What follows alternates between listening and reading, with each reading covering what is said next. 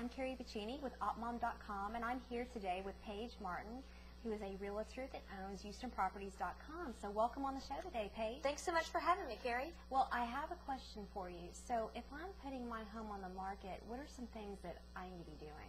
What do I need to be thinking about? That's really a great question. First off, you've got to ask that question.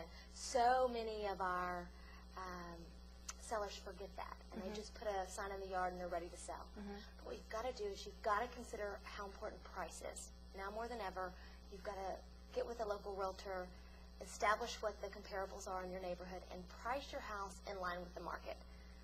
You also want to make sure that your property is in great condition. I mean, you know how it is when you've got multiple kids running through the houses and pets and lots going on. It's hard sometimes to keep that house up in just excellent showing condition, but that's what buyers are expecting. And buyers are expecting that because they've been watching HGTV. Right. So when they see that that can be done, there is a level of expectation that they want to come to a home and experience that. Exactly. And then finally, you've got to get the marketing right. Our national landscape has changed from a real estate perspective, and I think everybody knows that because they keep hearing about it in the national news. But one of the ways to combat that is to make sure that you've got great marketing from the get-go, that you're reaching the right audiences and that you're doing the things that you need to be doing so that buyers actually can find your home. Okay. And so, so what are some tips also, like if I'm showing my home, like, you know, for example, do you just change out your doorknobs? Do you clean out the closets? Do you put all the family pictures up? I mean, what are some, when you're showing your home? Those are great things to do. We always advise that you declutter and depersonalize. Okay. So that mantle that's full of all of your children's school pictures, it's got to go. Okay. I know that you love your children, Right. but you want to sell your house. Right. So those are the things that what happens is that buyers come in and find that totally distracting. Yeah. They look at the pictures and say, oh, does my child go to school with this child? Do I know the mom? Well, that's what you want them to see, your house, Right. not your family, because you don't come with the house when Right. it sells. So you've got to make sure that they see through that. Things like doorknobs and fixtures, what you want to do before you start changing a lot of those things is, one, make sure that you are priced in line appropriately with where you are in the market. Okay. And then in addition, you want to do what's called sort of a cost versus value equation.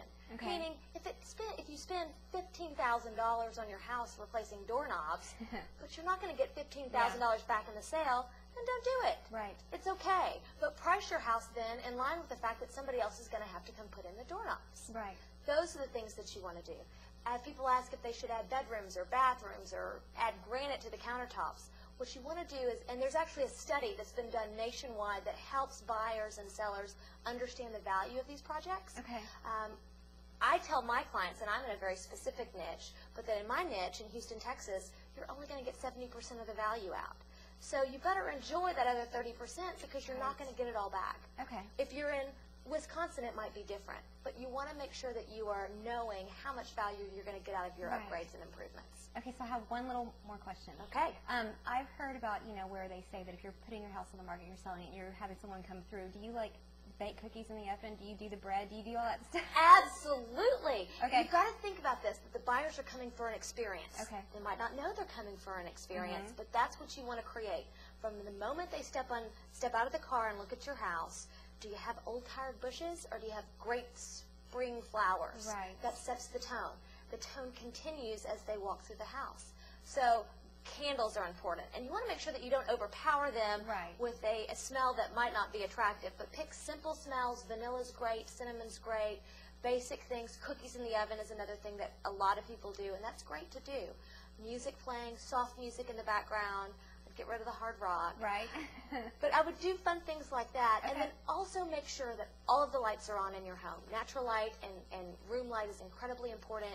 It shows the space of the room. And you don't want your buyers to say, gosh, that house feels dark. So open up your windows and show off how much light it gets. Well, great. Well, Paige, thank you so much for sharing these tips with us today. And if you want to find out more about these tips, please visit houstonproperties.com. Thanks so much, Paige. Thanks, Carrie.